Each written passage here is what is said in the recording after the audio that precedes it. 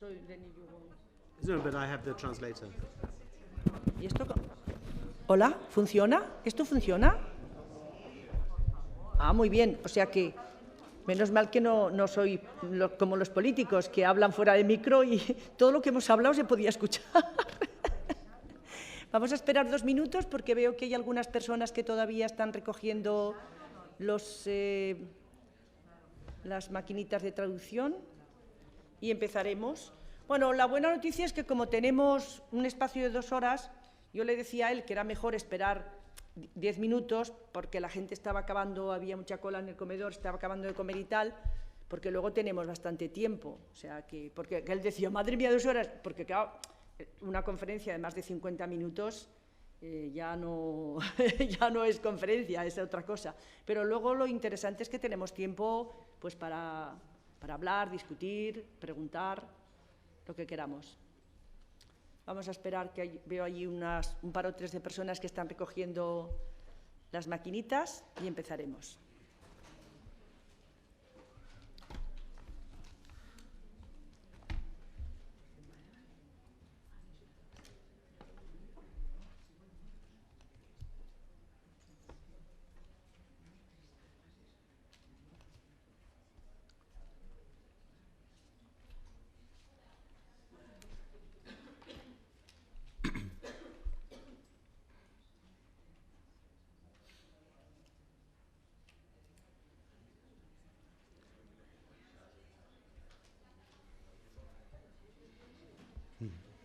Bueno, yo no sé si ya...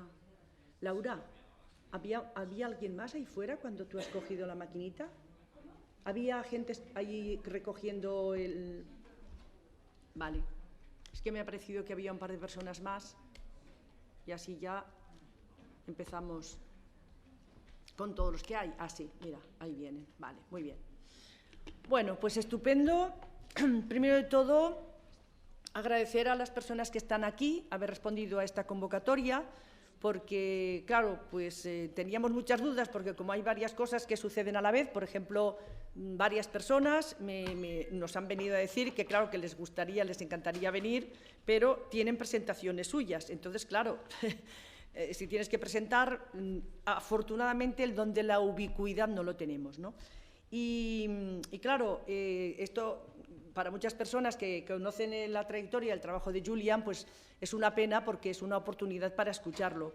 Yo diría que Julián es un hombre contemporáneo, yo diría que es como un poco el Leonardo da Vinci, ¿no?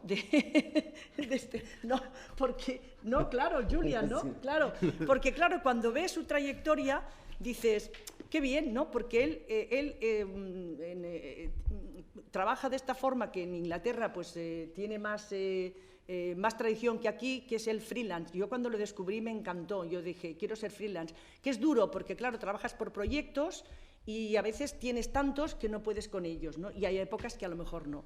Pero ¿por qué nos interesa Julián, que fue en Reunid, los que fuisteis ayer a la otra conferencia organizada por nosotros, salieron varios nombres y los que quedaron en primera categoría fueron estas 2 personas. Y el Congreso nos aceptó las 2 porque la verdad era muy difícil decir a una de las 2 que no, una vez que ellos habían dicho que sí, ¿no? Y esto es un lujo, ¿no? Lo que nos interesa mucho de Julián es que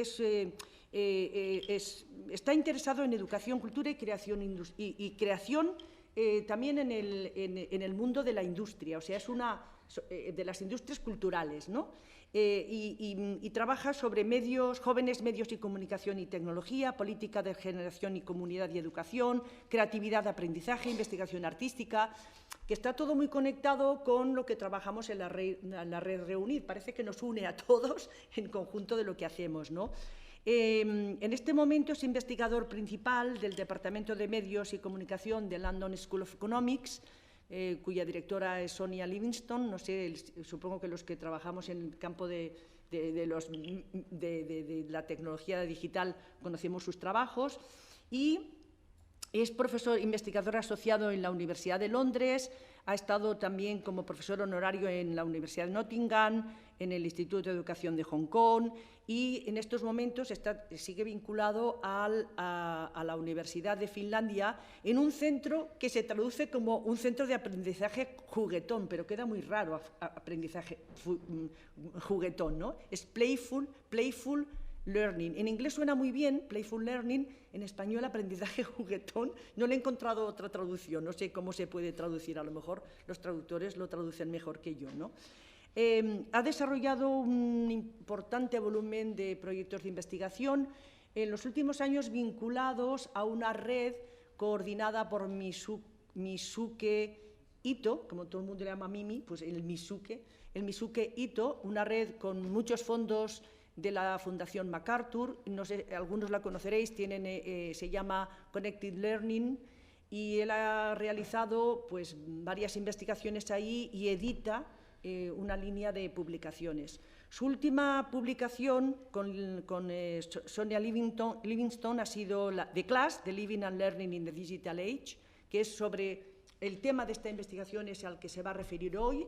Hemos dejado algunos flyers allí fuera porque, por si os interesa, se puede descargar, me ha dicho que se puede descargar en PDF desde la red, porque como está pagado por la MacArthur, o sea que si lo buscáis en PDF existe, y también tiene publicaciones con diferentes personas muy interesantes, como sobre las identidades, las Learning Identities, Education and Community, Young Life in the Cosmopolitan City, Learning and Literacy over Time, Longitudinal Perspectives, Identity, Community and Learning Lives in the Digital Age, Learning at Not School, and the International Handbook of Creative Learning. Yo creo que, bueno, para los que lo venimos siguiendo y aprendemos de él, es un lujo y un placer tenerlo hoy. Pero sobre todo yo quería remarcar que a mí lo que me impresionó de Julián la primera vez que lo conocí personalmente hace 2 años en Barcelona es esa proximidad, esa facilidad para conectar, ¿no?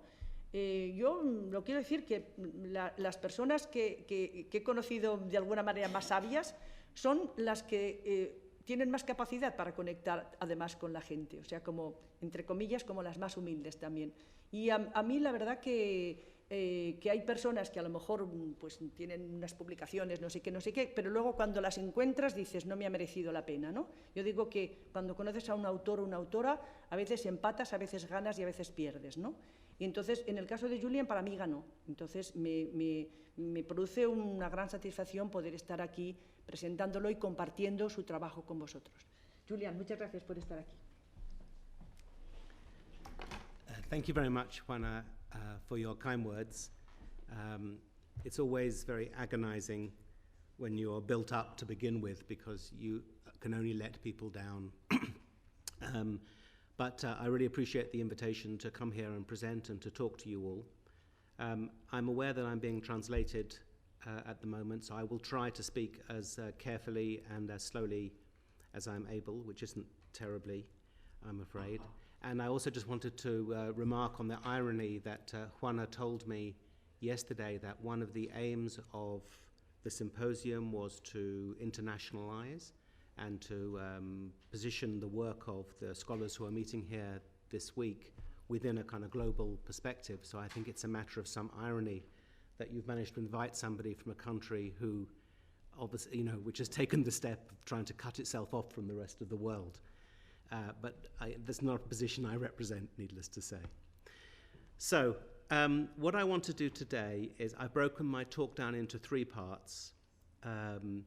The first part of the presentation, I will talk fairly abstractly, looking at the contexts and theory that lie behind the project, which is called The Class. Just before I continue, do you have a notion of a class in Spain? Because in England, we called this book The Class because it was about a class of kids who were together for all of their studies. Would that translate here? Una cohorte, ¿no? Yo creo que te refieres a un grupo de niños que comienza, por ejemplo, educación primaria juntos y acaban juntos. Sorry, I didn't get that. Yeah. Do you refer to these students that they started the first year in primary schools, and they go all together until the end of the primary school. No? This class is a group of secondary students. Okay. Secondary education is 11 to 18, and when they arrive in the secondary school, they're put in a class, and that's a group of people that they stay with for the rest of their studies, but they're not with those group of people in every one of their subjects because they are divided. But nevertheless, they're people you probably all remember, somebody you were with in your class, years ago. It's a person that you're with physically. So our project is called The Class.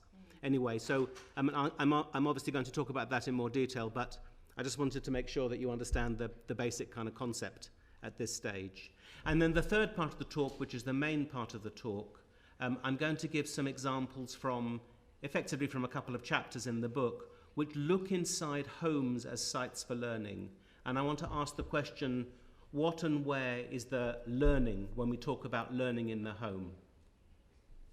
So, as I've already suggested, the project is now published as a book, which Juana kindly mentioned. I'm going to wave it here because all academics are no more than self-promoting advertisers. The book, as you can see from the slide behind me, is also available in an open access form. So obviously I'd be very happy if you want to buy the book, but you can also have a look at it for nothing online. And it's just been out for about a month or so. And it's the first in a new series called Connected Youth and Digital Futures with New York University Press.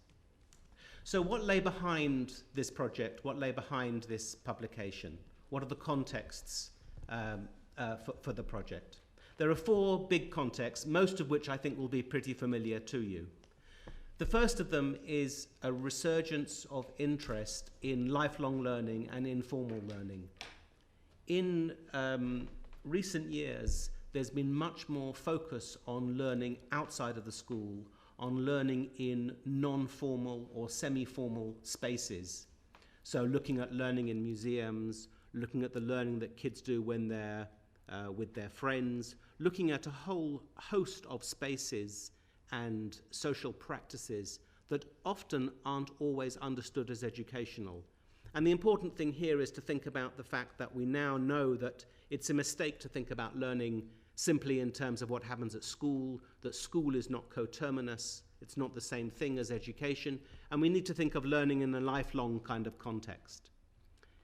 By the same token, a kind of prominent critique of the interest in out-of-school learning has been a focus on what's called the pedagogicization of everyday life. In other words, as suggested by Basil Bernstein 30 or 40 years ago, there's a penetration, or that's the wrong word, a sort of seepage, a leaking of ways that learning is managed at school into out-of-school contexts. So that forms of pedagogy, forms of control, forms of knowledge that we associate with the school can now be found much more in everyday life. The second big theme we were interested in addressing is the relationship and the impact of digital culture and the network society. Now, this is a huge theme, and in no ways do we pretend to have any kind of answer to that. But everybody all around the world is fascinated and concerned or oblivious to the ways that digital technology, which connect young people in hitherto unsurpassed fashions, now make forms of communication, forms of expression, and forms of learning now so possible that things that used to be serious boundaries and problems for education aren't the same kinds of problems. And it's true to say that in many school systems all around the world, we don't quite know how to deal with some of the interrelationships of day-to-day technology and formal technology in the school. At the same time as we've had this explosion of digital technology, which theoretically make it possible to learn in different ways and in different places and in different spaces than previously, education systems around the world have in some ways become more constrained.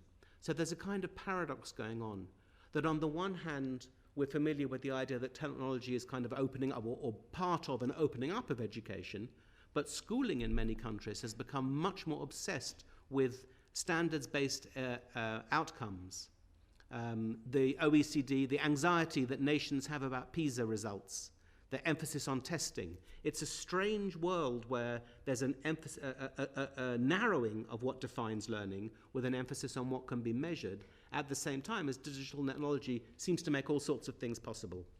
And we also believe, and statistics bear this out, that we're actually living in an era where we have a greater inequality of provision and a greater inequality of outcomes. That on the whole, education systems are only aggravating social injustice. And the fourth theme that I and my colleague Sonia were particularly interested in, and which I'm sure will be of some interest to you, is boundary and domain crossing in research. So, as I'll explain, this is an ambitious research project. It's a little bit out of its time, and this is because we were interested in research that looked at learning in the home and in the school, and I'll talk in more detail about that in a minute. So what kind of theory did we use? I'm not going to talk too much about this. We used a mixture of theories. We were very interested in what's called late modernity or the risk society, particularly building on the work of Ulrich Beck. And the tradition of the late modernity risk society theorists are particularly interested in the way that as traditional family and social roles detraditionalize, as they fall apart, as they cease to be the ways that our social life is structured, this opens the door for forms of competitive individualism and also leads to forms of institutional conservatism. And at the same time, digital technology is also drawing attention to what's being called networked individualism. And one of our aims was to look behind but the hype and the rhetoric to understand the everyday as the performance of identity and class-based habitus. But I do want to say, as a little bit of a caveat, a little bit of a caution, that what we undertook was an ethnography, and in all ethnographies you're a bit stuck with what the case tells you. It's not, it's a difficult way to investigate large themes in some respects, and I think criticisms around that would be valid.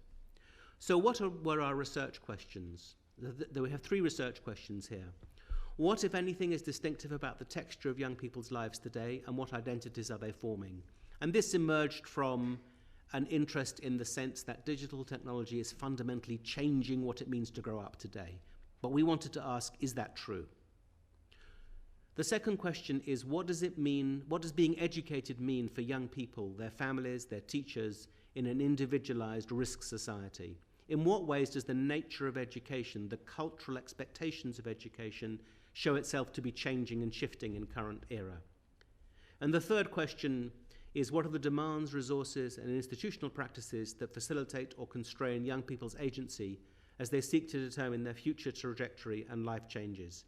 So that's a kind of classic sociological mode of inquiry, trying to position young people within a whole host of intersecting influences. And this is one of the things that anybody involved in education knows, that school is only a part of young people's lives, and yet it's really quite curious how infrequently research looks at young people's lives beyond the school. As Juana has said, our research was supported, funded by this network in America called Connected Learning Network, and I put a URL on the slide behind me if you want to go and investigate that further. And the premises of connected learning is basically to focus on the ways in which interests that are led by young people, whether that's playing computer games or making films or doing hip-hop or whatever, how to find ways of building on forms of learning that are developed outside of the school to introduce them into formal academic structure. Okay, so that's a little bit about the big ideas behind the research, why we wanted to do it, and what we think some of the issues were. So what did we do? What we did was a year-long ethnographic study of a class of 28 Year 9 students. In England, Year 9 is 13 to 14-year-olds, okay? So in England, and forgive me for the specificity, but you'll see the point of this, Year 9 is probably the end of middle school. Do you have middle schools in Spain or not? Okay, so in America they have middle schools, you know, a separate institution. We don't have a separate institution, but it's an important year, and we chose this year because it's like the end of childhood.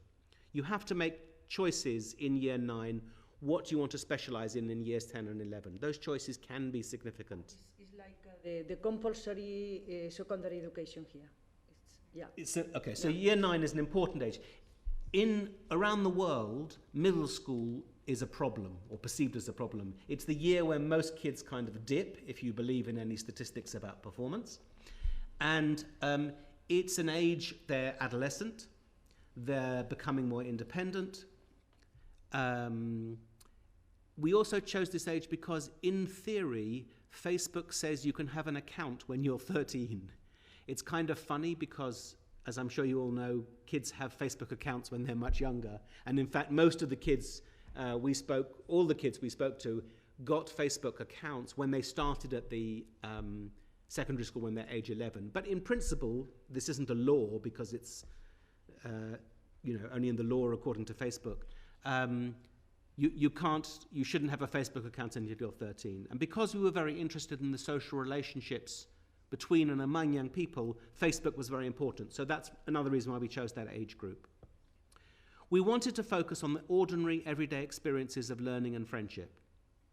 And much of the points I would make we make in the book, much of the research around new technologies focuses on what we think of as exceptional cases. So rather extraordinary examples and rather extraordinary young people. We very much wanted to study the ordinary and everyday, which is a kind of problem in itself. And we thought about this, as it says in the third point up there, in terms of school, home, and social networks. So we wanted to look at what happens at school, at home, and with their friends. So we started our work in a school, and we tried to find an average, ordinary school. And you can't do that because you can't describe a school as average and ordinary. But we found a school that was as average and ordinary as we could. It had about 1,800 kids. It serves young people 11 to 18 years. It was in a suburb of London.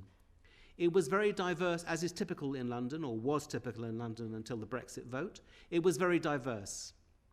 So many ethnicities were represented in the class.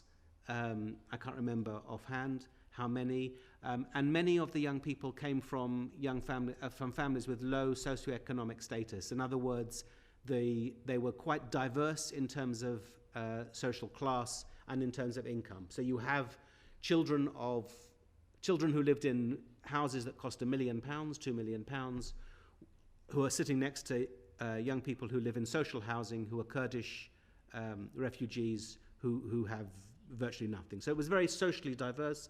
It was very mixed in terms of ethnicity. The class had an average level of academic achievement.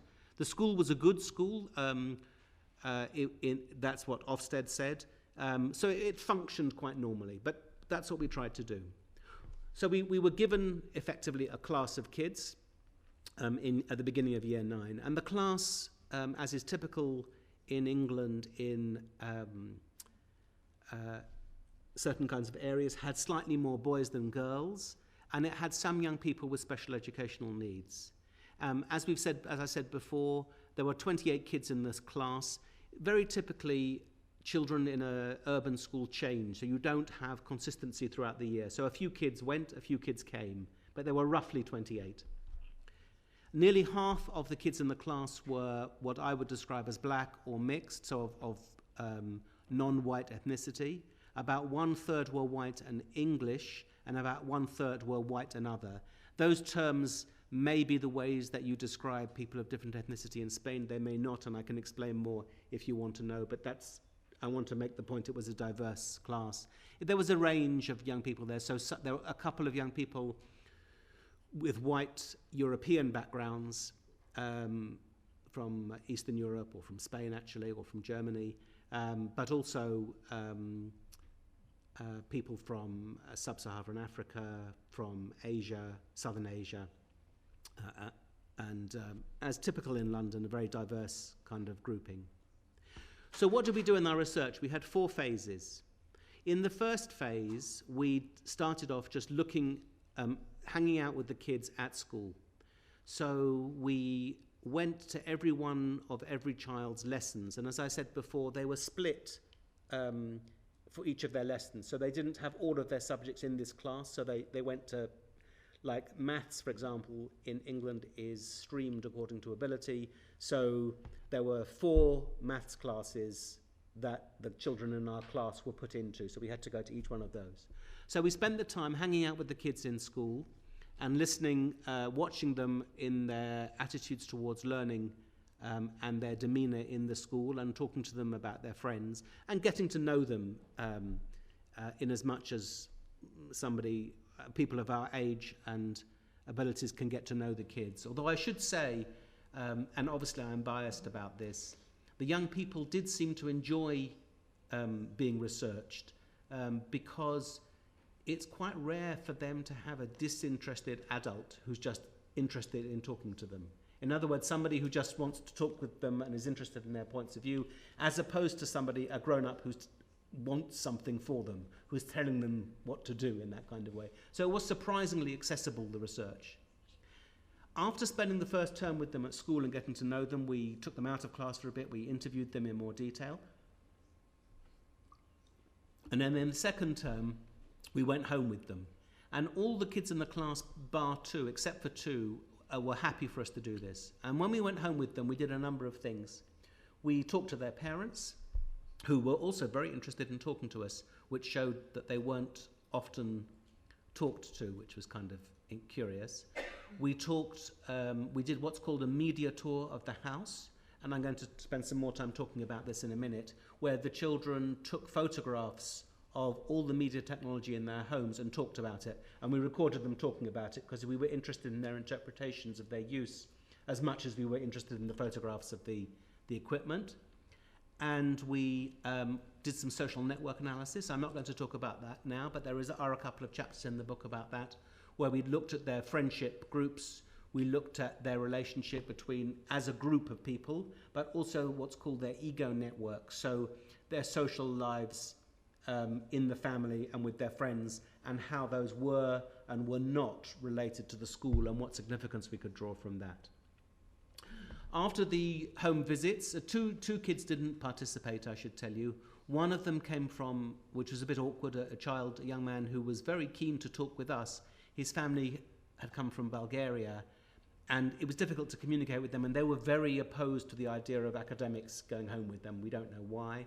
And the other young man didn't want to talk to us because he had been diagnosed with Asperger's syndrome on the autistic spectrum, and he decided he wanted to keep home and school separate.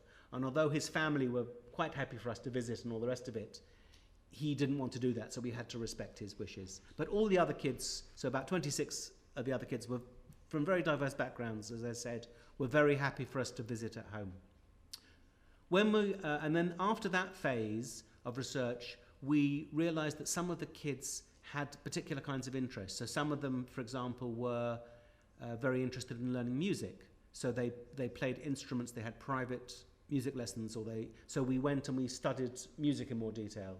Or we went on play dates with kids when they were playing computer games, or with them to their sports, to their football practice, their soccer practice, and stuff like that, or just hanging out with kids who were interested in Harry Potter, for example. So we followed up their interests in a third phase, and then finally at the beginning of the next year, we went back to the class and we got them to reflect upon the year that had just passed and what it meant to them. So that was the phases of the year. And what we did in those is the questions there repeat the questions that I've already read out to you, so I'm not going to look at that again. But you can see in the bold text the phenomena that we tried to observe from a research point of view.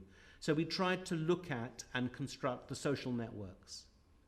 In the second question there, you can see what were the digital media activities, and we spent a lot of time tracking and making sense of those.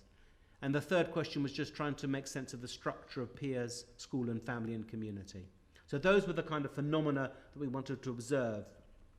And this slide here is a kind of diagram of the whole research process for those of you that are interested in research.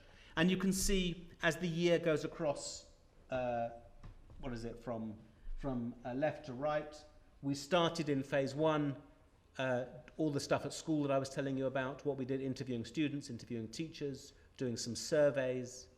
the school gave us access to all the information about the pupils' performance and attendance. In England now, like America, I don't know about Spain, there's a great interest in using digital forms of technology to track and account for progress. Do you have those sorts of systems here? Not yet. Okay, you will get them because that's the way capitalism works. And so we could have a look at all the kids' academic performance, their attendance rates, all that kind of stuff. And then we also took part in the life of the school. So during this year, there were parents' evening when parents came in, progress days.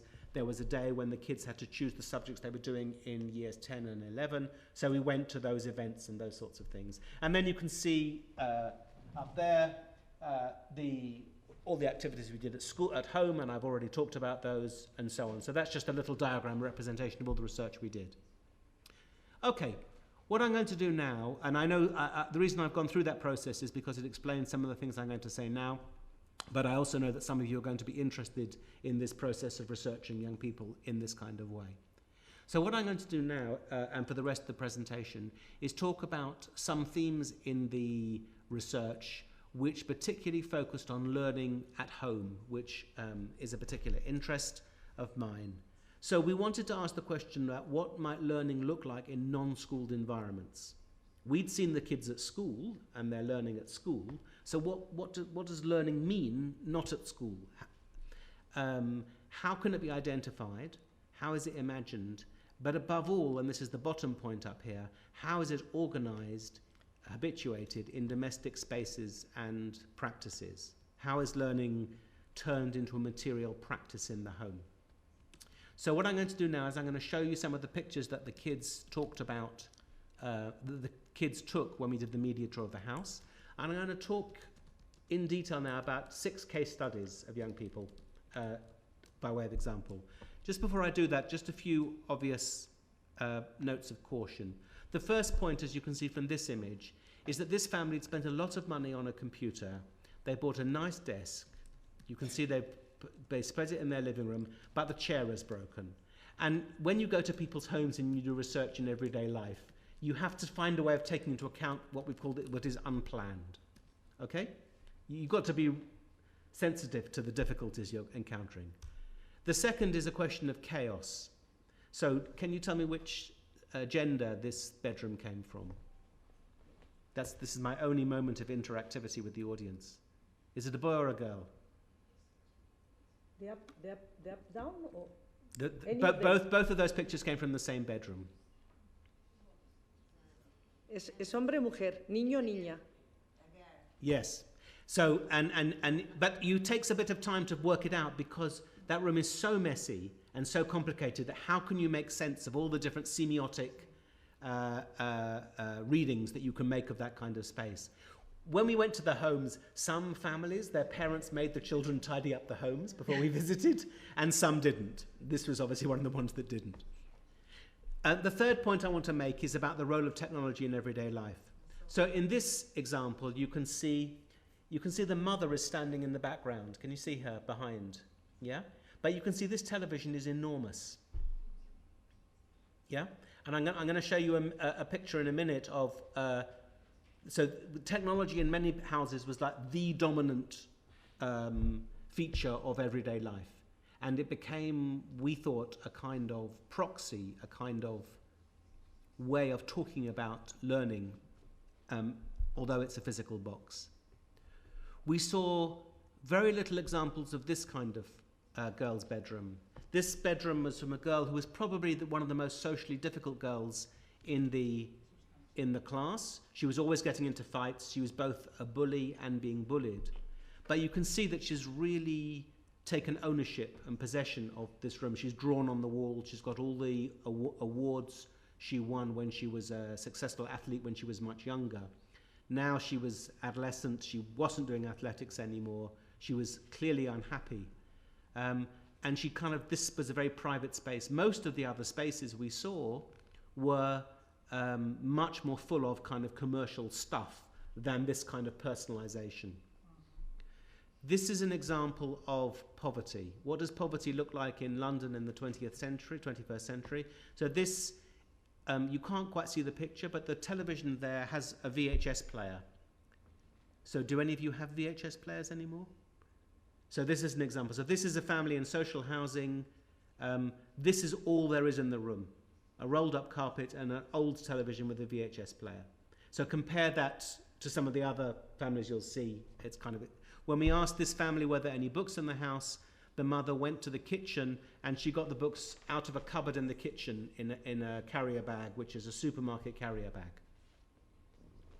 So those are 4 just warnings about looking at learning in the home. So the first case I'm going to tell you about is a child called Yusuf, who comes from an East African family, quite a devout Muslim home. So when we went to Yusuf's house, he's the oldest boy, and he's the oldest of 4 children, so he had 3 younger siblings. We noticed all these CDs. You can see this is a picture of his living room, yeah? And the computer is under the stairs. There's one computer because the family didn't want the children having private access to the computer for, as he put it, the father put it, as for on religious grounds. And there were these CDs. Well, what are these CDs? It turns out that these CDs were part of a system where the younger children had come home from their school with a flyer, with an advert, and the father had paid £3,000, so that's now 3,000 euros, I suppose, probably 4,000 euros tomorrow, and they had bought this system. And all 4 children, a room was set aside upstairs, and all 4 children had to go through these CDs, which are like drill and skill. Do you know that? So you do like maths and English. You do stuff, you fill in the result. And they did this at home, and you can see they all have what's called a ladder of progress, and you can see that the children had to fill in their ladder of progress and do this. So they were all required to work in this very, very formal way at home. So Yusuf was an interesting boy. He was very hard-working, although the school, he's a young black boy, and because he was also very large, or is very large, we never knew, but the school had actually some kind of concerns about him in the way that schools tend to have racist concerns about large black boys. And he was withdrawn for his English classes. So in English, he was taken to a special sort of remedial class because his English wasn't very good. The school did not know that he was spending every day at home doing his drill and skill that his father had paid for. It's a lot of money, the £3,000. I don't know, 3,000 euros maybe. It's a lot of money. This father, although was a nurse back in East Africa, like many migrant families, he was now in a much more menial job, so he was working on the railways. So the school didn't know that the boy was doing this. In addition to doing this, Yusuf went to the mosque school twice a week, and on one of the days he did rote learning the verses of the Quran, the surah, and on the other day they had sort of discussions. So this is a boy who at school doesn't seem to be doing very well and is taken out of his mainstream classes for supplementary study, who's doing all this stuff at home. In fact, he's doing more schoolwork out of school. He's doing a lot of schoolwork out of school. So this was kind of, the family had great hopes for this kind of education. They basically had invested in this privately funded system. They had no way of knowing whether it was what the authority, the credibility of the system they'd purchased is, because it's just an open market, yeah? And they'd invested in that in the belief that that would be what's necessary for him to do well at school and to succeed, because the family had obviously invested in him. These are other images that they took of the learning around the house that was taking place. So it looks a bit like a classroom, yeah? These are all images. And this is a picture of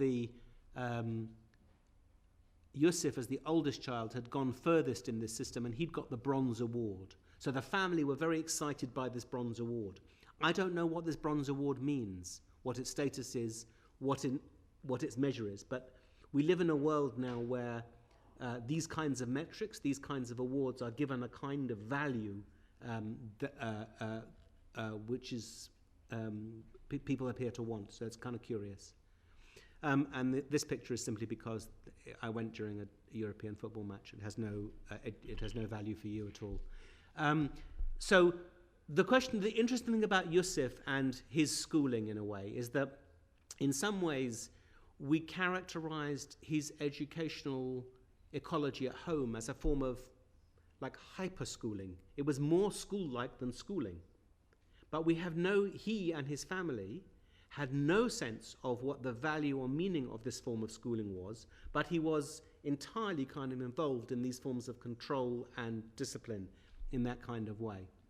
And also, as I've said, there was an extraordinary dislocation between his learning in this form of out-of-school schooling and what wasn't happening at school.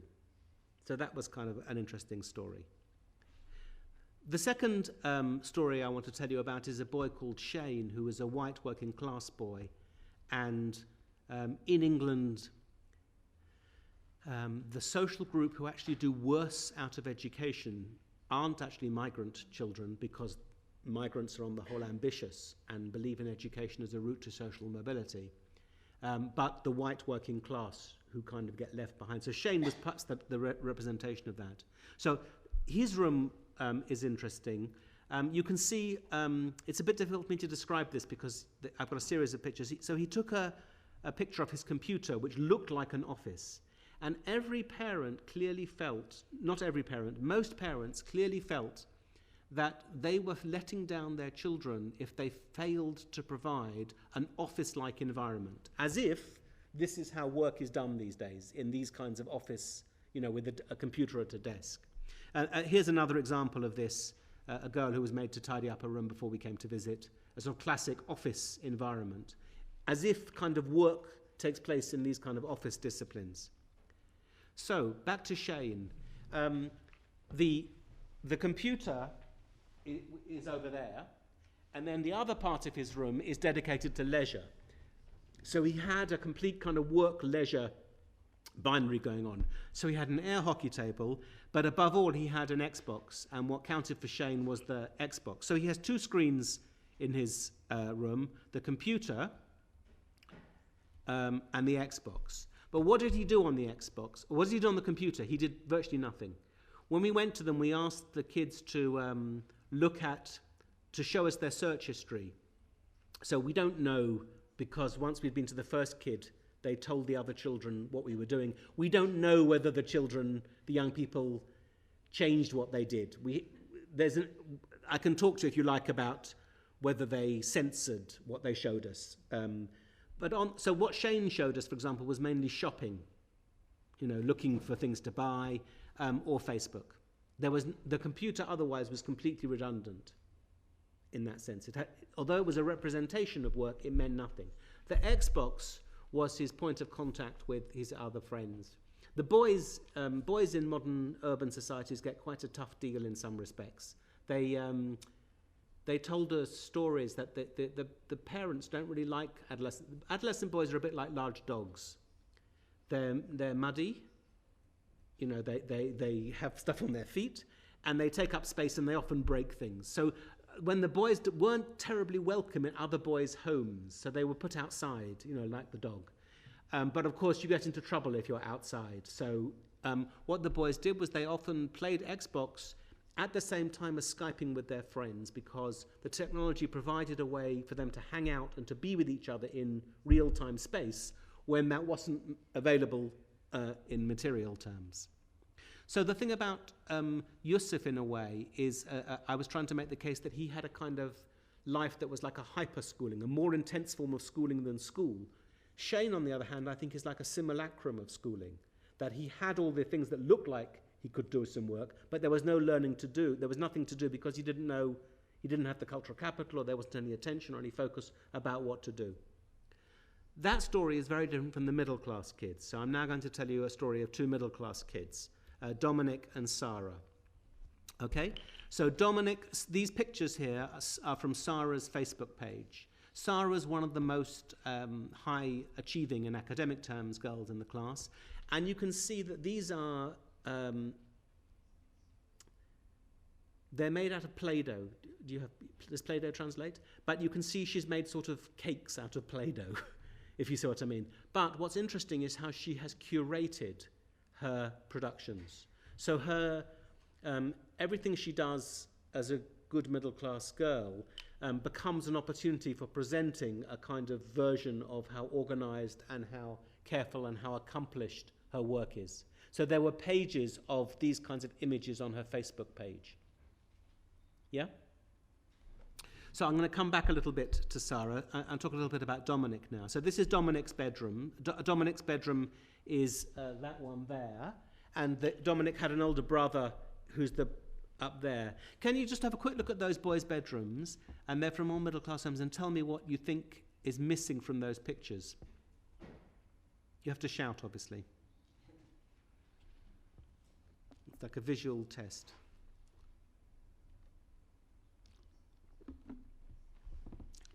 There's a right answer and a wrong answer, by the way. This is not a very progressive pedagogy here. There's no computer, okay. I'm sure some of you knew that but were too shy, but Juana got the prize. There's no screen in this bedroom, and this was very unusual. Why is there no screen in this bedroom? This boy, Dominic, probably was one of the richest boys in the class. So why was there no screen here? Because this family took a very active view to reduce, they were concerned about how screens were used. Dominic had two brothers, so there were three boys in the house. They had two computers in the house, and that was deliberate. One, because they had to share, and the mother particularly was concerned to teach the children how to share things, because if you're rich, you don't need to share anything, so she was concerned about that.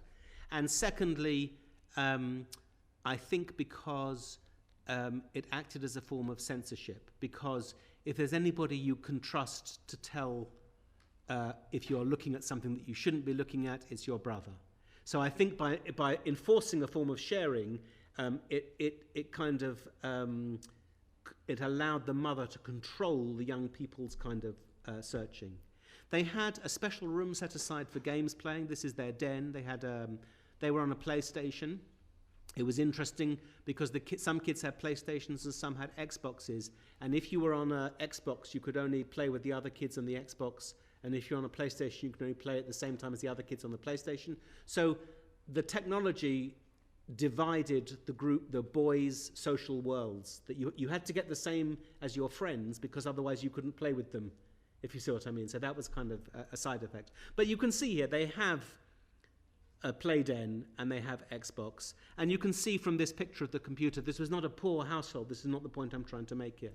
The point I'm trying to make here is this family, whereas Yusuf and Shane didn't question the authority of the relationship between the technology and the learning, this family had their own values about what learning was, and therefore they tried to impose those values as opposed to the way in which I think I have suggested that Yusuf's family is very much a victim of the kind of marketplace. So in this family, the parents had views about what learning should be. So they were very keen for the boys to be involved in sports, very keen for them to be involved in social activities with other boys, less concerned about playing on the technology, which is what happened in the poorer homes. So you can see immediately through this kind of contrast and comparison how the place and nature of the technology and the way that it's involved in everyday life sets up kind of key educational kind of tensions and aspirations. And a very kind of quick and obvious point about Sarah to end with here is you can see that she was interested in science, so her family bought science toys for her. And you can see there Sylvanian family, the dolls at the bottom there. And again, like the Play-Doh, there was a strong sense of kind of control and order in all of her play. Okay, my final examples are two more middle-class families who also have different views of learning and therefore challenge the forms of learning that the school represents that I've made the case with Yusuf and Shane. So these last two kids are called Adam and Giselle. Adam's family, Adam's got the books on the left there, and Giselle has got Minecraft on the right. Now, both of these families had a lot of technology, and technology was part of their kids' lives, but they tell interestingly different stories, so I'm going to try and tell you those stories. So Giselle comes from a very arty family. Both the parents are, well, not that successful, but they make a living as commercial artists. So for Giselle, everything was an opportunity to create art. So you can see that they were into Minecraft, but she's turning the Minecraft into little kind of modeling. She was keen on Minecraft, and her father was very explicit that playing Minecraft allowed her, or was supporting her, to learn forms of skill and competence and capability that he felt would be useful for her future life. So he has a vision of learning that isn't like the school, like doing well in a test, doing a drill and skill CD, but very much is about a form of learning that is, he has a vision and a version of 21st century learning skills, and he, as a middle class family, has the confidence to allow and to support his child to do this. So Giselle played Minecraft, and her one of her cousins had a server, so she was an administrator. So she learned all sorts of things about blocking other kids on Minecraft, about helping them and things like that. So she was being inducted in her family's vision of learning into ways of behaving online that they didn't have any access to at school, and which was a much more narrow and restricted definition of learning. This is an example of the kind of way in which the technology was part and parcel of the kind of artiness of their lives. So they used to do things like, when they went on, this sounds a bit precious, but when their family went on holiday, they took sketchbooks with them, and they did sketchbooks. The parents were artists, and they felt more confident in getting the kids involved in practices that they felt were closer to real art than the kind of art that they did at school. And elsewhere we've explored the implications of the way that this family's understanding of the social value of art is very different from the school's value of art. And obviously we feel that the middle class family's understanding is actually more useful to the child than what the school could offer. So the other child, I've just got to remember what I called him, Adam. My problem is I know what his real name is, and these are all pseudonyms, and I get confused. So Adam was an interesting boy because those of you that have been to, those boys that can never wake up in the morning. So he was one of those. So he was always very, very sleepy. And this sounds stupid, but his father was German. And this is important because he was really into playing computer games. But his family didn't like the violence in computer games. And they related this to the fact that his father was a post-war German baby, and therefore culturally this was very difficult for the family to have all these militaristic kind of games going on in the family. So that might be true, but Adam felt incredibly excluded from playing with his peers because he felt hurt and misunderstood that the games that he played weren't valued by his family, and he felt that he wasn't being allowed to be like a proper boy with his other male friends because he wasn't allowed to play these games in the home. And this was made worse by the fact that, like I say, he was one of those boys that's very sleepy. He was very disengaged from school, but he was very engaged in game playing. So he was one of the young people for whom peer culture was clearly really important and exciting and energizing and inspiring. So his parents recognized that computer games engaged him in ways that school did not, but they didn't really know what to do because the engagement in the games was not culturally approved of. Do you see what I mean? So he was kind of trapped in a way. And the German thing is interesting because he did an exam early in German, which you can do in England, and he was successful in that. So he also had a problem that at the beginning of the year, he found his father's Germanness a problem because it got in the way of his game playing. But the better he got at German, the more sort of integrated the family became. And you can see this in the way that his room changed over the year. So in the first part of the year, he, like Shane, had a work and a play space. So you can see he has all his Xbox game playing set up on that side, and then on the other side he's got a laptop for work. And he spent all the time on the Xbox in the play side.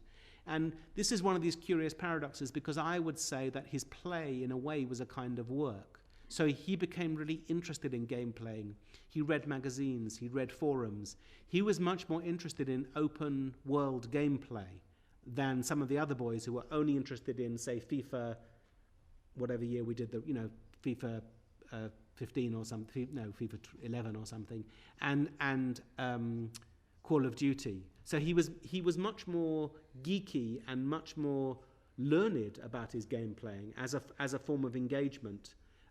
But that, as I've said, was not recognized. So the point we want to make here is that whereas Giselle's game playing was validated by her father because he saw that as a form of 21st century learning, and their family had the confidence to support his daughter doing a form of learning that wasn't validated by the school, like Yusuf, as I've said, can only think of what learning is as defined by the school. Adam had the problem that his family knew that the forms of learning around game playing were engaging, but they didn't know how to validate them because of the game playing being so kind of problematic. And what was interesting about Adam is that at the end of the year, he had sort of integrated himself. So you can see here he's got the Xbox and the laptop and all the peripherals all together. So as he, and interestingly enough, he became slightly less interested in computer gaming the more successful he became at, say, doing the German exam and things like that. So that year that we spent with him and that family allowed us to see how gaming became a site of possibility that was both negative and positive in that kind of way. So I'm going to summarize now, because I think I've been talking for nearly an hour, which is more than enough, and then we can have some questions. So just by way of conclusion, in the book we play with 3 words, and in English they alliterate. I don't know if they do in Spanish. So we played with the words connected, competitive, and conservative. Would they all begin with C in Spanish? Okay, well, that's useful. So, and we spent the whole time playing with these words because we felt they were lay at the heart of what it is to grow up today. So the connections were really interesting. So we live in a world where there is technology which allows forms of connection. The kids are connected to each other. They are in principle connected with the school. The family is in principle connected with the school, and so on. But what was really interesting was the ways in which all 3 social domains, family, school, and young people, spent more energy disconnecting, more energy trying to erect barriers to connection than connecting. So the school, for example, disliked Facebook intensely. They couldn't see any positive benefits for it. Why did the school dislike Facebook? 2 main reasons. One is, if things happen outside of the school on Facebook, they come into school. So it's like the teacher, normally when you're a teacher, you can stop at the end of the day and start the next day, but you can't if the children are arguing with each other overnight. And secondly, they disliked Facebook because there is always evidence. Facebook can never be erased, so any transactions can be printed out and used against you. When you normally deal with social interaction, of course, you deal with kids and you can say, well, maybe she didn't mean that, or maybe he didn't intend for that to say, but the Facebook was a problem.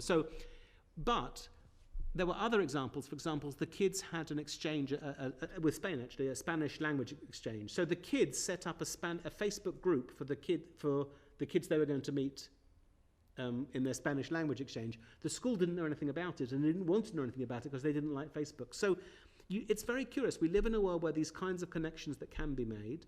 There are forms of connectivity which are extraordinarily positive and engaging, and yet most of the time all three institutions, social institutions, peers, school and family, didn't want the connections to be made. So we were more struck by the disconnections than the connections. And in fact, we were very struck by how unconnected the world was. And we also in the book argue very strongly that the forms of disconnection may be socially more positive than the kind of totally surveillant, hyper-connected kind of world which is promised to us. The second thing we'd say about the book is that the boundaries between these three social domains were as guarded as they and as important as they have been ever in post-industrial childhoods. So although some of the teachers wanted to invent progressive forms of learning, so they did some blogging in the maths and things like that, they were very usually these kinds of boundaries between these domains broke down quite quickly. And as I said, I think we both felt, Sonia and I both felt that these boundaries broke down, or the boundaries were re-established, the crossovers were broke down, because in some respects, schools and families and kids actually wanted to have the boundaries between these worlds rather than see the connections across them, even though, as I explained in Yusuf and in Giselle or Adam, these boundaries do cross over in different kinds of ways. And the other kind of final point I'll leave you with is that in the end, the research we did meant we got to know the kids quite well, and we probably got to know about their lives in ways that their families didn't know or the teachers didn't know. So the teachers didn't know what the kids got up to out of school, and the families didn't know what the kids got up to in school.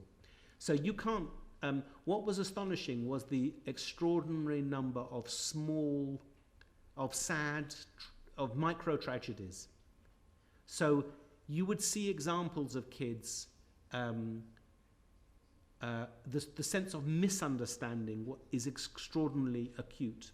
So the one big example that's in the book is there's a boy from a Turkish background who was a fantastic saz player. Saz is a kind of lute, a stringed instrument. And he was really accomplished and disciplined. So every day he would practice for 2 hours a day. But at school, he was one of those ill-disciplined kids. Turkish boys do particularly badly in the English school system, and it's a language thing. In assembly, the head teacher liked another child who had private lessons, who learnt to play the piano, to play Chopin when the kids filed into assembly. They didn't know about this boy playing the saz, which anyway was a form of culture that is a bit alien to the British school system. And they certainly didn't know that this child possessed the kind of discipline and forms of study that they hadn't seen anywhere else in the school. So we witnessed a child who was slowly being dislocated from his learning at school, and yet everything about his learning showed exactly the forms of the kind of character and the kind of capabilities that should allow him to succeed at school. So that's a kind of slightly large example, but it was extraordinary how misunderstandings escalate and intensify over the year. So throughout the book, we're also very interested in how processes, education is basically offered as a route to social mobility, as a vehicle of social change. And as many other sociologists before us, and no doubt following us, have found, of course, what you observe is the processes of social reproduction, of the denial of opportunity, of a failure of education to open up opportunities. And what this kind of research allows us to do was to show at a sort of micro, everyday, mundane level how the social reproduction, the actual sort of mechanisms are enforced and take place.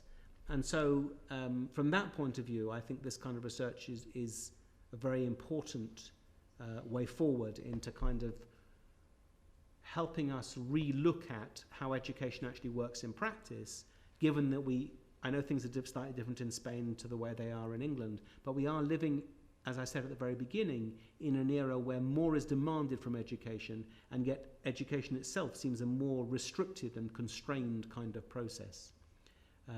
So with that kind of paradox, I'm going to stop talking now. Thank you very much again for inviting me, and I look forward to taking your questions, although this is a ridiculously formal... Yes. Let's break down this boundary. Yes, thank you.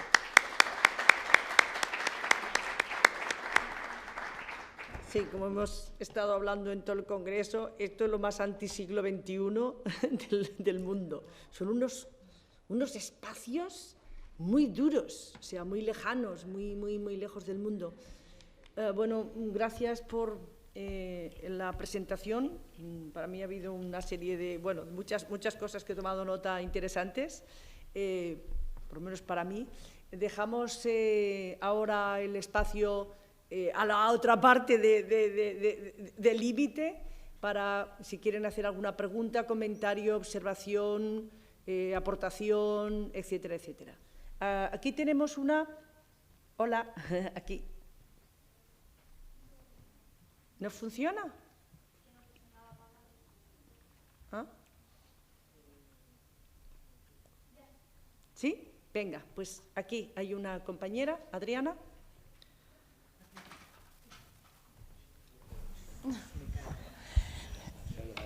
Todos.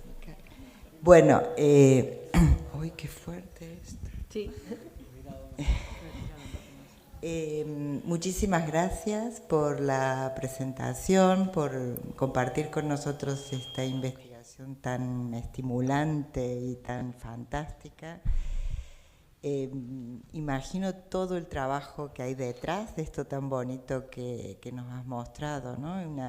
Porque nos has mostrado una forma de hacer investigación, bueno, que a mí me parece muy estimulante a lo que queremos hacer, ¿no? Tengo algunas preguntas, no sé si decir técnicas, o algunas preguntas relacionadas a la investigación, al proceso de investigación en sí, ¿no? O sea, porque estamos nosotros involucrados en una investigación parecida o semejante o con algunas ideas que quizás compartimos y tenemos algunas dudas. Por ejemplo, ¿cómo seleccionaron los casos de los jóvenes? ¿Con qué criterios? ¿Por qué eligieron esos y no otros? ¿Qué elementos, qué cuestiones tuvieron en cuenta o a la hora de solicitar los permisos para el acompañamiento a los niños y jóvenes, para acceder a los hogares? ¿Cómo se hace para que la gente, para que estos jóvenes, púberes o adolescentes, les abran las puertas de su vida, de su casa, ¿no? Y permitan ese acompañamiento? Si bien tú aclaraste que no, posiblemente no es conocerlo en profundidad, pero sí es un acompañamiento cotidiano interesante, ¿no? Y tengo muchas preguntas, no sé si decirlas todas porque las tengo todas aquí. Si el proceso, si el año les pareció un periodo de tiempo, después de haberlo realizado, les pareció una unidad de tiempo significativa, si les suficiente, menos, más, digamos, ¿qué recomendaciones harían en ese sentido? Bueno, tengo muchas preguntas, pero no quiero acaparar, digamos, la atención. Shall we take two more comments and then you give the feedback, or you prefer to answer the questions now? Because those were quite technical, yeah, straightforward questions, I'll answer them direct. That's okay. Yeah, we're okay for time. And so the selection process, we wanted to, the aim of the research was very much to look at a group of people who are connected in real life and who have virtual relationships as well. So how do you select that? So in some senses, and we wanted to do this, as I say, with an ordinary group of people. So we went, the school, there are 8 classes in the school, in each year group. We knew we wanted to do this age, and the school gave us this class. They could have given us 7 others. I think this class was regarded as being better behaved because schools are always worried about showing off bad behavior to outsiders. Yes. I mean, I've been a teacher, so that was but when we looked at it and compared the profiles, the academic and social profiles of the children in that group, because we had access to the data of the whole school and we had access to data of the country at large, we feel perfectly satisfied it was good enough. It's not, there are problems with the representativeness of that as a research problem, and we have no obvious answer to that. We think there is something common to this process, to all children growing up, but we object to the idea that childhood is in some ways constructed as a universalistic kind of process. So by definition, this is a particular story at a particular time in a particular place. If you read the book, you'll be the better judge as to whether we've made a good case for it meaning more than that. But that's how they were selected. In terms of access, the access process, getting into the school was really difficult. We had to go and talk to the deputy head teacher who was responsible for safeguarding anxiety about child abuse. And we had to go through all sorts of problems. The thing that I remember was we were asked questions like, what would happen if we got a boy had a phone, a picture of a girl's breasts on their phone. I don't know why you'd think of that. I mean, I do know why you think of that, but I mean, it's kind of a curious, so the specificity, we had to kind of deal with all those kinds of things. Once we got into the school, they left us alone. That was the funny thing. So even a year after the research, I could log on to the school computer from home and find out all the data about the kids. So schools were very tough to get into. I'll be honest with you, we had jet lag, not jet lag, I just had a moment, we had a key informant in the school. So there was somebody I knew who was sympathetic to the research, and he was a senior teacher. I would just advise people that you go to schools where you have those kinds of contacts, because you need people on the inside who want to advocate for you. Because although we weren't any bother to the school, I genuinely think that, I think they enjoyed having us. We became a sort of father confessor kind of figure, both to the teachers and to the students, and to they think to begin with you're going to be a great nuisance. So to have somebody on your side was kind of helpful. In terms of getting the kids to open up, we don't know whether how honest they all were. A lot of the young people told us what I think were quite intimate, quite personal things. So I think a year is quite a long time to build up a relationship with a young person. So that, and we weren't too intense to begin with. We took our time. They got to know us, kind of thing. We don't, as I said, we found out some stuff, or we were told stuff, which it leads you to believe they were honest. Not every child would have been as equally open, and we know there were some cases of difficulty there. But what we did quite deliberately as a research process, and I don't know whether we were, well, schools have lots of adults hanging around. So that to begin with, we introduced ourselves to the kids and we said what we were interested in, but we didn't ask too much of them. So to begin with, we were just like adults who hang around in school with the kids, and they weren't terribly, they have lots of those in every classroom, people who want to talk to them. So once they learned to trust us in a sense, and we told them about confidentiality, but that we'd have to tell if we found out things that they did that would be harmful and things like that. Mm-hmm. But because we didn't even talk to them about going home till 2 or 3 months afterwards, we had a relationship with them. When we went home with them, we did offer them a financial incentive, and I'm sure that was as well. But we had a relationship with all of them, and they were all keen to talk to us about their lives. So I think my answer to that question would be that we staged it carefully and built up. And then some of the kids really were very happy. We went to music lessons with them. We hung about with them. We went. You know what I mean? Once we became familiar figures, that was fine. And they thought they were special being researched. So that was positive in that kind of sense. And is a year long enough? Well, I have done some other research where I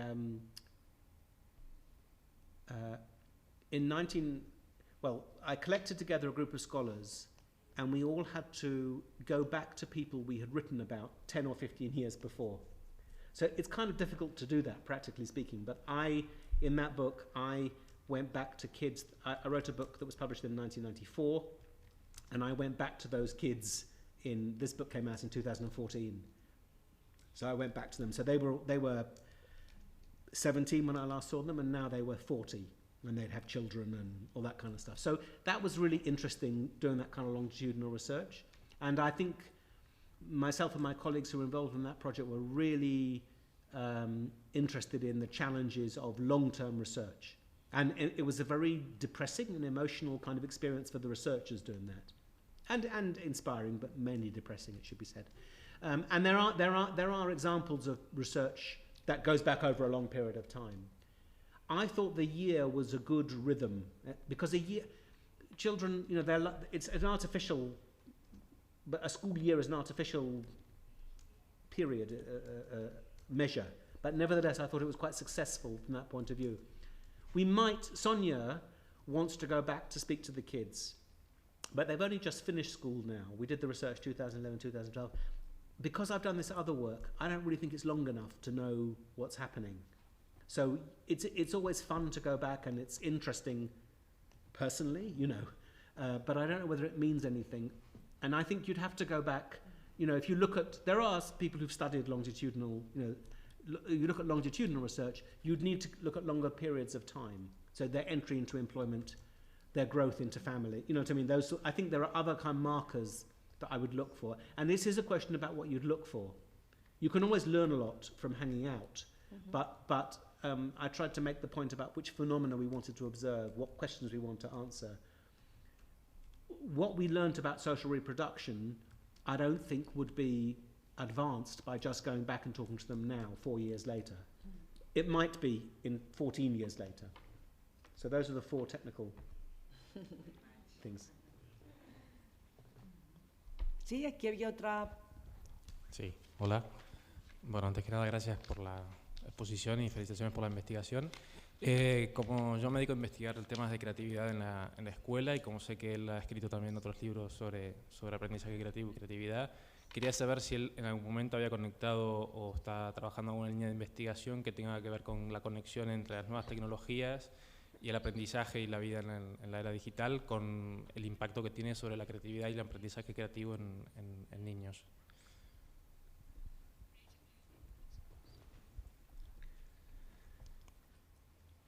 I have a yes and no answer to that. So this research, in the MacArthur research that funded us, the American examples have deliberately tried to find examples of what Mimi Ito calls positive deviance, of ways in which young people are entering into the creative, using new digital technologies and doing rather extraordinary things with them. And a lot of the writing and research in this area focuses on exceptional cases in that sense. So one of the difficulties for our project, especially given, as you say, I've done other kinds of work, was in some ways the kids' use of the technology was rather boring. And if you want to look at the ordinary and the everyday, it's banal often in that kind of sense. So that was kind of, so you start learning to look for other sorts of things in that sense. And the curriculum at the school was very focused, as I said, on standards-based outcomes. So it wasn't focused on those kinds of things. It wasn't, so the kind of work that Giselle was doing, the arty girl with Minecraft, or the work she was, really cases that might be more in the tradition that you've talked about, they were on the margins of this kind of study, really, and absolutely not kind of dominant. And that was part of the point we want to make, because from a policy point of view, research that just focuses on exceptionalism distorts the picture.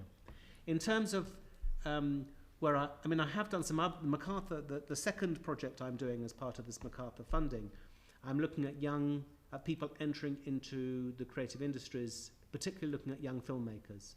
So there it's been particularly interested, looking at young people who've become interested in filmmaking, often from non-traditional backgrounds. So there the focus is very much finding young people who aren't from privileged backgrounds, who often are excluded, and how they build up levels of expertise and interest through immersion in the technology and in different kind of cultural worlds, and how they can make a living for themselves out of that.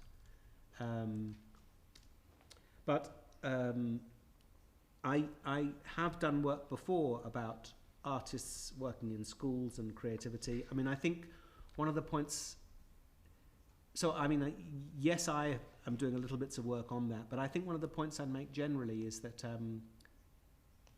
the education systems around the world are becoming far more restrictive in terms of, there's very much a global negative attitude towards artistic creativity anyway, and an emphasis on traditional science, maths kind of competencies. And I mean, the world is, it's kind of, there are fashions for these things.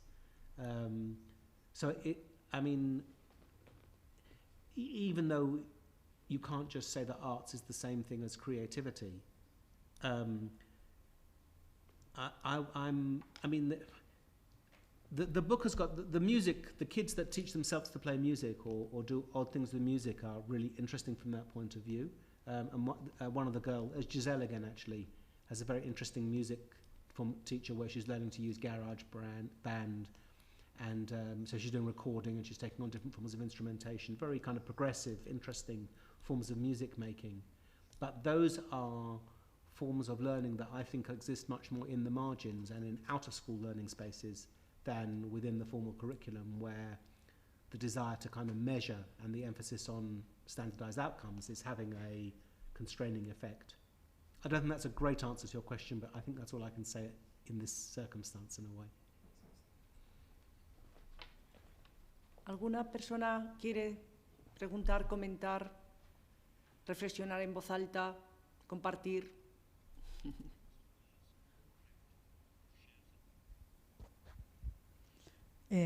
Bueno, gracias Julián por tus sugerentes reflexiones y por esta investigación tan interesante. Hay muchas cosas que también me pasa a mí como Adriana. Quisiera, incluso no las tengo bien formuladas, ¿no? Entre otras, empezaría comentando algo así como mi preocupación por... se diferencian mucho, parece, en tu investigación lo que es la escuela y lo que son otros ambientes educativos también, porque todo ambiente es, por definición, educativo, aunque fuera deseducativo. Entonces, no sé, y por otra parte da la impresión de que hay una barrera muy poderosa entre lo que en la escuela se hace, lo que la escuela permite, lo que la escuela promociona, lo que la escuela ignora, ¿no? Y lo que sucede en otros ambientes. Pero claro, yo me pregunto, por una parte, hasta qué punto la escuela podría, los colegios, podrían incorporar algunas de estas miradas procedentes de otros ambientes a su propio, diríamos, al propio ambiente educativo. Esta sería una cuestión. Y otra cuestión es, creo que algo has dicho, pero no estoy segura, si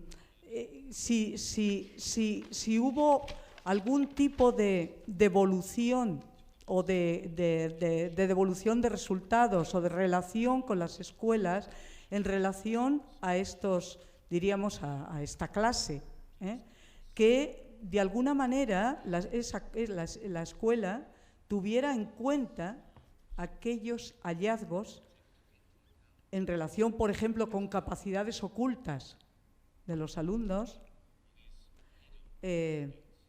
como para poder, no sé, promover mejor, ¿no?, el desarrollo de estos alumnos, ¿no? Y una última cuestión muy sencilla, ¿no?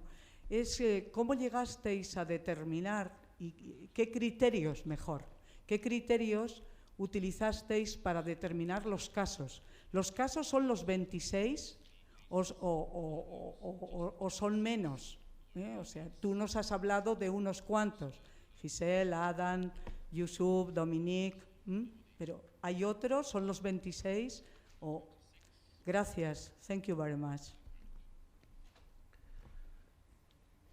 Thanks very much for that.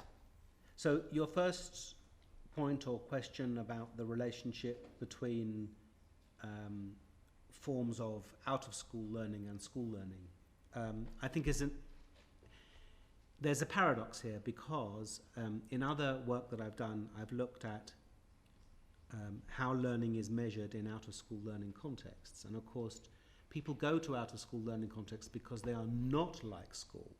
And indeed, part of the success of these places is precisely that they are not like school. So why would they become more like school? I mean, because it's about killing killing what's the point of it all. So you have, and Basil Bernstein, the sociologist, has this term recontextualization. So he looks at the way that forms of knowledge and pedagogy are recontextualized. So things that happen outside of the school come into school and become, to use his term, framed and classified as formal knowledge. So in a little book I did on learning called Learning at Not School, I went back to some of the early writing about photography and video in the 1980s, and the way that those were practices which were deemed appropriate for out-of-school learning, and now they are part of the mainstream media curriculum. So you have this constant process of negotiation, resistance, incorporation. You have fight back, and so could the school, I mean, in the book there's a story about a boy who teaches himself to play the guitar, but sort of by himself, using YouTube videos and things. So he does talk about using the practice rooms at the school. So there are ways in which schools need to use their resources in a more open and flexible way, but they don't necessarily need to recontextualize, incorporate. There's no, better, it was a clever question, and you know a bit of the answer, that this is a consistent and continuous struggle. So it's not necessarily the solution for schools to take on out-of-school learning, and it's not necessarily the solution for out-of-school learning to behave like schools. I mean, I think that my language to describe this is as an ecosystem, that learning is an ecological metaphor, and what I think the current era is in danger of homogenizing the ecology. You know, what kids like is, what we all like is diversity and variety. And you don't want everything to become the same, so that might not be the solution in any case. But this is a discussion to run and run. In terms of what we did, your second point about what the school did with the knowledge that we found, we obviously had questions of confidentiality, so you couldn't tell the school where they were wrong or whether they're, or right. But we did do presentations with the teachers, and I've enjoyed very much when I have had the chance to make presentations about this project with teachers. But they're polite. On the whole, they're very interested in the kind of work that we've done, and would like, it's not rocket science, it's the kind of knowledge that teachers could produce and learn themselves. But they're not encouraged to do so in that sense. So they're very much are troubled by the fact that what defines being a professional is not to know these things. So one answer, I mean, when the one answer, it wouldn't be difficult to imagine a form of teacher training where finding out about kids and how you work with kids is and how you use that knowledge is integrated. And there are examples of this. So, for example, in America, do you know the funds of knowledge approach by Louis Moll? This is mainly people working with Mexican families who devised a concept called funds of knowledge to try to help American non-Latina schools learn from the families and the family lives of the Mexican populations. But then also our book is called The Class because in English, there was a film called Entre les Murs, a French film, which in English was translated as The Class. And that, I don't know if you saw that, that shows what happened, the dangers of when the school tried to look at the lives of the kids outside the school, and then it couldn't cope. And so the school became repressive and problematic. So it's a kind of difficult journey, but I mean, I'm very struck. I was a teacher 30 years ago, and I'm very struck by how it is not considered teachers' knowledge to know about kids' lives now in the way that it has been in other eras. So I think, I tend to think these things go in fashions. It wouldn't surprise me if this changes, and I hope we can contribute to that. And then your final question about dealing with we don't deal with all the children equally in the book because some were more accessible to us, and also the kinds of meaning they had was different. But there is work. So, for example, we did the first couple of chapters are about their social relationships. So I didn't talk to you, but you can see up there, this is a social network diagram which shows the relationships between all the members of the class. So in that kind of example, all the kids are part of us.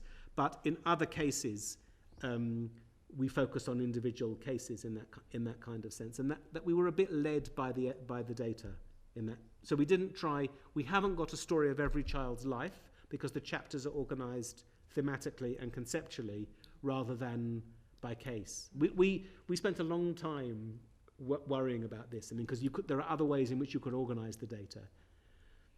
You make an argument, and you have to make choices. We found out a lot about each young person and their lives. There's no doubt about it. But it wasn't like a biography of every person in that sense. So it's a question, and also it's about how you. I chose those examples because I wanted to use pictures when I'm talking. You know, it's a bit how you select material for presentations. It's a good question, and we worried about it a lot. Muy bien, todavía tenemos algún tiempo. Si os apetece seguir preguntando, comentando, compartiendo.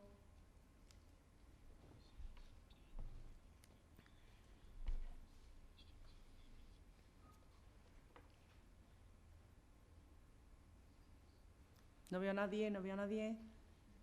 Bueno, yo tenía también unas cuantas cuestiones. Mientras os animáis más, pues comento yo. Yo había leído parte del libro de algunas maneras y tal. A mí lo que me han surgido varias cosas. Una, nosotros hemos hecho una investigación que no tiene nada que ver en la profundidad, en la extensión, pero sí que trabajamos con chavales de la misma edad, más o menos, eran de cuarto de ESO, que ellos mismos investigasen cómo aprenden, se expresan y se comunican dentro y fuera del instituto. Entonces, claro, no es una cosa tan profunda, pero sí que emergió algo que aquí, claro, se ha recogido muchísimas evidencias, que eso es la investigación, pues a veces es el sentido común, pero basado en evidencias, porque como yo digo, todo el mundo veía que la manzana caía, pero el único que hizo algo para explicar el porqué con evidencias fue Newton, y a partir de ahí pues toda una serie de cosas, ¿no? Entonces a mí lo que me impresiona, que ya me empezó a impresionar en esta investigación que hicimos, es cómo no conocemos el mundo de los adolescentes en este momento, de los jóvenes. O sea, yo recuerdo cuando me formaban como maestra, me decían que la socialización era la casa, o sea, la familia, la iglesia y el pueblo. Eso está terminado, o sea, en aquella época todo el mundo sabíamos más o menos dónde estaba, cómo pensaba, qué leía o qué no leía. Ahora es que es un mundo, o sea, es un mundo, no teníamos ni idea de dónde circula la gente, de dónde está. Entonces dices, ¿cómo vas a educar a alguien que no conoces? O sea, a mí esto es una cosa que como educadora me impresiona, ¿no? Y esto son evidencias de decir, es que no sabemos lo que está sucediendo. Otra cosa que me interesa mucho como educadora es el tema del capital cultural y el capital social. O sea, cómo se ve, nosotros en nuestra investigación también se veía un poquito, pero aquí se ve mucho cómo las familias, claro, la cultura de las familias, las pautas educativas de las familias, pues tienen una tienen unas consecuencias importantes, ¿no? en las formas de aprender y tal. Entonces, ¿cómo las escuelas, las instituciones no conectamos tampoco con eso y reproducimos? O sea, lo reproducimos y reproducimos. A mí esto me impresiona mucho, como llevo muchos años en la enseñanza y como que me da rabia, ¿no? O sea, es decir, ¿cómo es que la educación no puede hacer nada sobre esto, ¿no? O sea, esto me impresiona mucho. Y luego otra cosa que me impresiona y que, bueno, todo esto me da, es cómo estamos, una institución que está pensada para educar, cómo sigue anclada en el pasado, lo hablaba con alguien estos días, cómo sigue intentando transmitir un pasado, cuando ahora lo que tenemos que hacer es intentar entender el presente y el futuro. ¿Cómo lo vamos a hacer? Todo esto son preguntas que me hago como investigadora y como profesora, ¿no? Entonces, bueno, me gustaba compartirlas porque claro, las evidencias que tenemos en esta investigación, que ya digo, conectan con algunas que estamos haciendo nosotros aquí con mucha más profundidad, ¿no? Si nos dan el famoso proyecto, aquí también haremos algo en más profundidad, ¿no? Pero claro, como educadores, todo esto, tenemos que empezar a hablar de que la metáfora de la escuela, esto es escuela con mayúscula, está obsoleta. Hemos de empezar a crear otras formas de representar el conocimiento, de organizar las experiencias de aprendizaje. Y claro, esto nos pone una agenda como educadores muy grande. Todos son más... o sea, las preguntas que a mí misma me ha sugerido esta presentación y que me inquietan como educadora y como investigadora. Y que, bueno, gracias por la oportunidad de compartirlas. No sé si quieres comentar algo. So, I love the idea that you think I know the answer to these questions. No, I know. I know, you don't. So, I have a kind of explanation, I suppose. So, your first point about knowing too much about why don't we know about young people. So, as I suggested in my response to the last question, I've forgotten your name, the lady at the end there. There's an empirical question, like why, when you're a teacher, what do you think as a teacher you should know? And what should you be taught about young people's lives? Why isn't that sociology part of teacher education? And why isn't it part of your practices? So I think those are good questions. But another theme in the book is about the erasure of difference and the growth of civility. So one of the themes in the book is how, in a multicultural, diverse, urban setting, where, as I've already said, you have incredible economic difference, the school clearly tries to create a form of civil society that absolutely excludes difference. Yeah? So we're interested in the difference, but school spends a lot of its energy in eradicating difference for perfectly good reasons in a kind of way. So there is a kind of tension, and this, I think, was the theme of that film, Entre les Murs, to a great extent. So I think that's a kind of... So there's an empirical answer to your question about why don't we know about these things, but there's also kind of political questions, and in whose interest is it to know about teachers' lives. Personally, I think I don't understand why teacher training isn't full of the sociology of youth and childhood, but I also know why that's not going to be why that's not going to take place. And then, your questions about cultural capital, about why schools can't connect with the forms of social capital that are working outside of the school, and how schools can create for the future. I mean, I don't know, this is a very big question to which I don't know the answer, and everybody here will have their own view. But this is why in the book we were kind of constantly returning to forms of social reproduction, because there's a whole approach to schooling which isn't seeing it as an enlightened, progressive project, but sees it as a form of social reproduction. So by excluding forms of social capital, and by not giving kids opportunity, it performs, as we all know, a different kind of social function in terms of stratifying young people for different roles in the labour force. So it's not a satisfactory political answer, but you can see how schooling works to exclude, which is part of the story of that book, and the story of research that you've been involved in and has been well documented, that it's not necessarily in schools' interests to be an enlightened, progressive place, because that's not what society wants of school. And so in some senses you're asking a larger political question, and not a kind of and that's the only kind of explanations I'm going to offer you, because, as I said, we do not know the answer to these things, which is pathetic and pessimistic. No, but I then, think this is a country that voted for Brexit. As educators, we have a big issue there to go on. ¿Alguien más quiere preguntar, reflexionar, decir aquí? Pues, ¿alguien más? Porque vamos a ir cerrando. ¿Alguien más querrá hablar?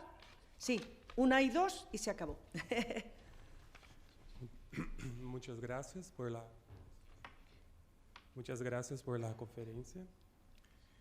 Y voy a intentar... ¿Está?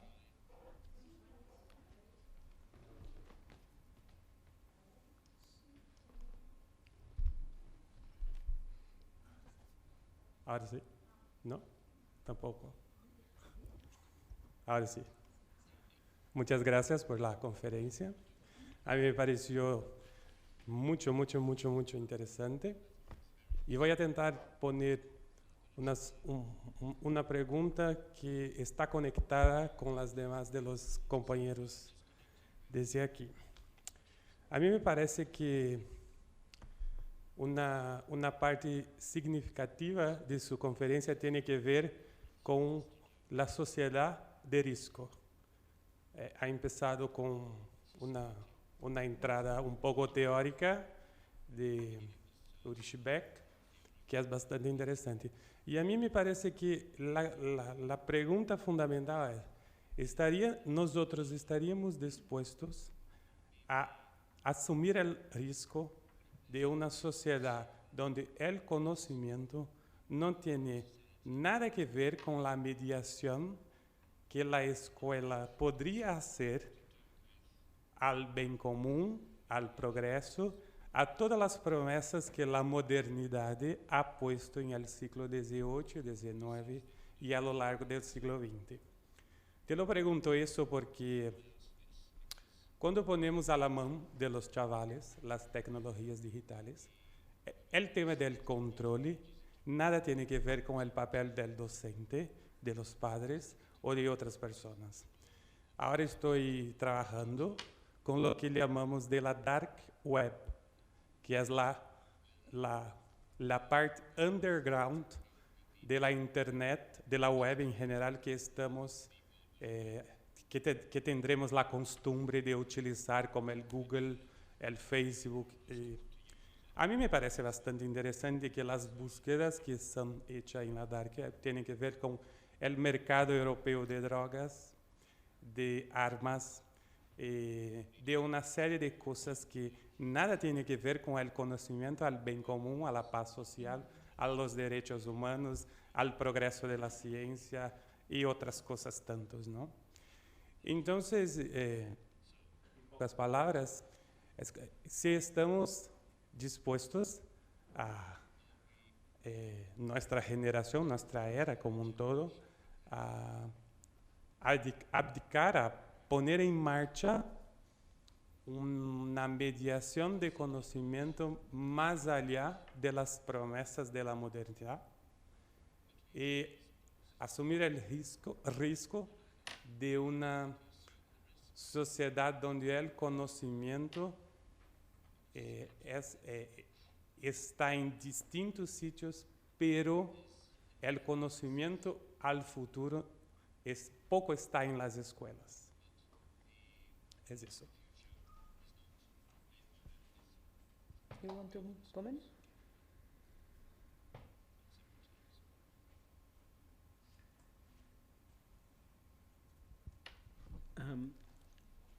don't quite know how to answer that question. I wanted to say, I'm not quite sure I caught all of it, although I did want to say a thank you to Jane and Patrick, who've translated the session so brilliantly, but I think there might have been some challenges in that question. So I'm not entirely sure what the key point you're trying to get at. I can give you a kind of summary as I understood.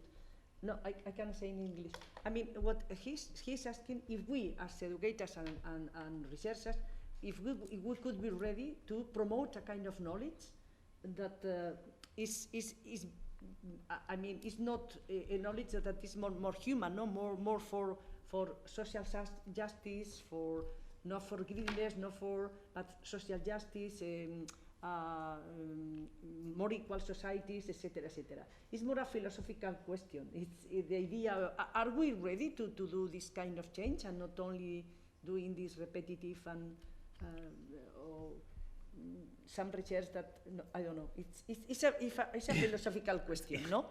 It's more a philosophical question, no? Yeah. Sí. Are we ready? I think it's for all us. Creo que es para todos. La cuestión no es para Julián. ¿Estamos dispuestos? Pues no lo sé. Are we ready?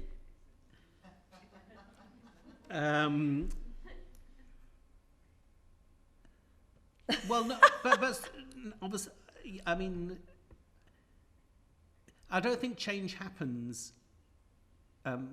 Well, change is incremental. Clearly, schools want to not address some of these problems, and clearly, many societies are not interested in forms of education that investigate things that they don't want investigated. I think that's obvious enough in a way. I'm not so worried. I mean, I don't know. The part of the problem of the question is your question implies a sort of, the armies of the apocalypse ready to strike. And I don't quite think that will happen in certain places in the world, but not in others. I mean, education systems have always been well behind the curve. This is we know this. Education, we know there are fundamental paradoxes. It's always oriented towards the future, and yet what education policy does is absolutely deal with the sort of not the past, but the moment that has just gone. I mean, by definition, we know this. We know that, so that's always a kind of disappointment. But education performs other social functions. It's about control, regulation, putting women into the workplace. I mean, there are all sorts of kind of functions that are. I think the question is not really for me anyway. I mean, I think it's for. I've stumbled around enough, so I should stop. So we can ask. Vamos a darle la voz a la persona que ha pedido la palabra y terminamos aquí. Sí. Me temo que yo voy a ahondar en preguntas abiertas también. ¿De qué manera la escuela, como un mecanismo en cierto sentido inercial, producto de la modernidad, basada en un sistema semicerrado, prescriptivo, poco poroso, bastante estático, de pronto se topa con la multiconectividad, con las tecnologías de la información, y se genera un espacio abierto, poroso, dinámico, caleidoscópico,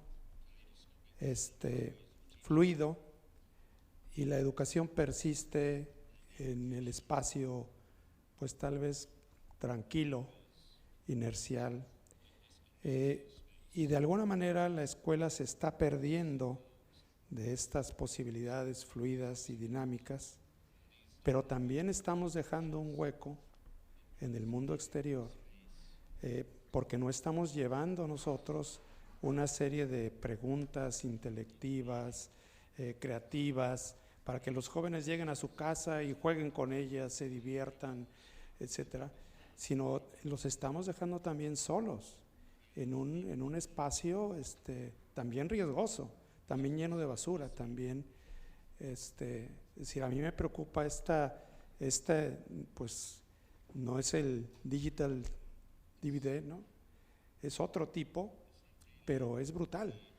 ¿Y qué debemos hacer en esta situación? Es decir, porque los jóvenes están ahí usando esto a veces de manera rutinaria, juegos que son circulares, y pasan horas en ello, y de otro lado nosotros en una visión acartonada repitiendo nuestros salmos de años atrás, y esto es una tragedia en este momento, cuando podríamos potenciar mutuamente entre la escuela, la casa, el juego, y crear una generación de la fluidez, de la dinámica, de la creación, y estamos dejando este vacío inmenso, una soledad inmensa también a los jóvenes.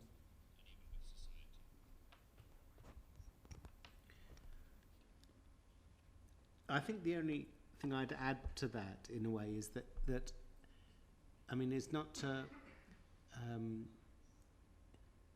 Why wouldn't education do that? I would take a social reproduction kind of theory response there. That the question, it seems to me, is that in the post-war economies of the global north, particularly, education performed a particular function in rapidly changing societies.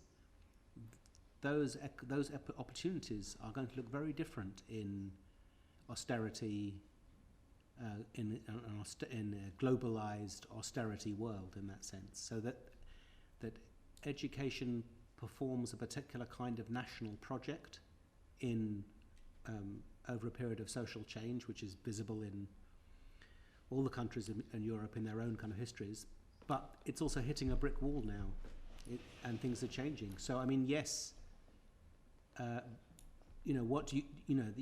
there's a kind of older argument here about, what are we educating people for, and kind of why, and it's the question raises, I have to throw the question back, but it raises challenges about control by elites. It raises questions about the powerlessness of many people and about the lack of real opportunity facing many people. So people's responses tends to be quite rational in that sense. I'm running out a little bit of sensible things to say, I think, but I'm not. I mean, it's a question for everybody to consider. I recognise the motivation there, but I do think we need to look back at the trajectory of what an education system could do for a country, and how current economic circumstances profoundly undercut those ambitions, which I think we all grew up with, and trying to find ways forward is self-evidently not easy.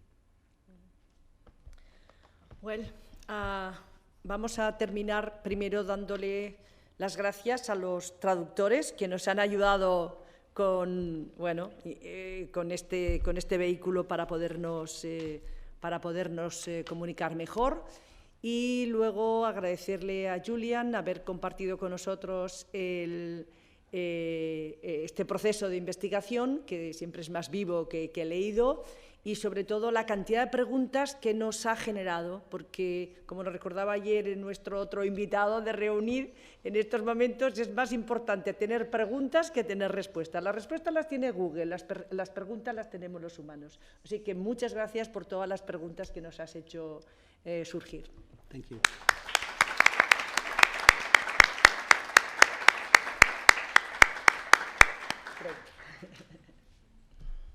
Thank you.